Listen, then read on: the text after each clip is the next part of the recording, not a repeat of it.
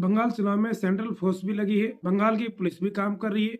इसके बावजूद लगातार वहां हिंसा हो रही है और उसके वीडियोस आ रहे हैं।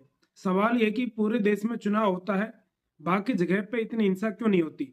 बंगाल में इतनी हिंसा क्यों होती है? जो पहले फेज के चुनाव हुए थे 23 अप्रैल को, उसमें काफी हिंसा के वीडियो हमें देखने को मिले थे। अभी दूसरा फेज बाकी जो 29 अप्रैल को होने वाला है। लेकिन बात यहाँ पर यह है कि पश्चिम बंगाल में ही चुनाव में इतनी हिंसा क्यों होती है? पहले वामपंथियों का शासन था, तब भी हिंसा हो रही थी। टीएमसी का शासन चल रहा है, फिर भी हिंसा हो रही है। सेंटर में सरकारें बदली हैं, इसके बावजूद भी चुनाव में हिंसा हो रही है। ऐसा पश्चिम बंगाल में क्यों हो रहा है? कहीं पर जो ऐसी घटनाएं आती हैं कि जो मतदाता उसको पीटा जाता है, कहीं पे दौड़ाने की घटनाएं आती हैं। एक ऐसी घटना थी जिसमें कैंडिडेट था, उस कैंडिडेट को जो चुनाव लड़ रहा था विधायक का, उसको दौड़ाया गया, उसको भगाया गया।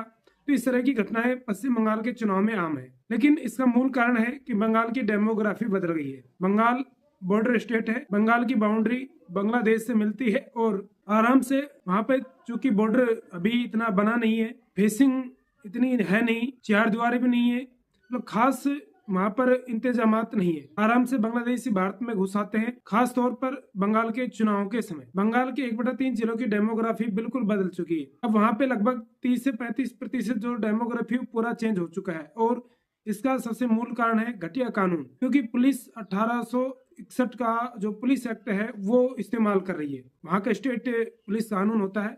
पुलिस ने यूनिफॉर्म पुलिस कोड बनाया नहीं, पुलिस चार्टर लागू नहीं किया, पुलिस सत्ता की गुलाम रही है। तो जब वामपंथियों का शासन था, उन्होंने भी घुसपैठियों के साथ लिबर्टी रखी, घुसपैठियों पर कोई कार्रवाई नहीं की गई। टीएमसी का शासन आया, तभी पुलिस ने घुसपैठियों के खिलाफ कोई कार्रवाई नहीं किया और पुलिस भी नहीं चाहती कि उनके कानून में कुछ फेरबदल किया जाए। नतीजा ये है कि घुसपैठी आते गए और इस तरह से पूरे पश्चिम बंगाल में फैलते गए। कलकत्ता में देखते हैं, चाहे आसनसोल में देखते हैं, बंगाल के जो मेन शहर है वहां देखते हैं, वहाँ सब जगह यही हाल है।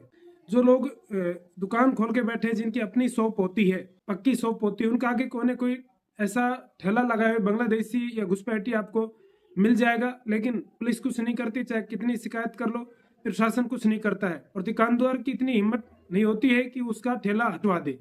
ये हर बंगाल के, पश्चिम बंगाल के हर बड़े शहर में ऐसी घटनाएं देखने को मिल सकती हैं। इसका जिम्मेदार कौन है? तो इसका जिम्मेदार प्रशासन, पुलिस प्रशासन है। और पुलिस प्रशासन कौन से कानून पर चल रहा है? अंग्रेजों के समय कानून पे, जहां सारे स्टेटों में कानून बदल दिया गया, लेकिन पश्चिम बंगाल ऐसा है जिसने जो यूनिफॉर्म पुलिस कोड लागू है वो अभी तक लागू नहीं किया है। तो इस वजह से बांग्लादेश में ऐसी घटनाएं होती रहती है। आम बात है ऐसी घटनाएं होना, क्योंकि पुलिस स्वतंत्र रूप से, निष्पक्ष रूप से कार्य नहीं कर पा रही है, या पुलिस को अभी इतना स्वतंत्र या निष्पक्ष नहीं बना गया, क्योंकि पुलिस जो होती है वो सरकार के अंडर में, बिल्कुल अंडर में होकर के काम करती है। इस वजह से इस तरह की समस्याएं बनी हुई हैं। तो आपकी क्या राय है इसके बारे में? अपनी राय जरूर कमेंट बॉक्स में रखें और इस तरह की न्यूज विश्लेषण देखने के लिए मुझे आज ही फॉलो और सब्सक्राइब करें। धन्यवाद। जय हिंद, जय भारत।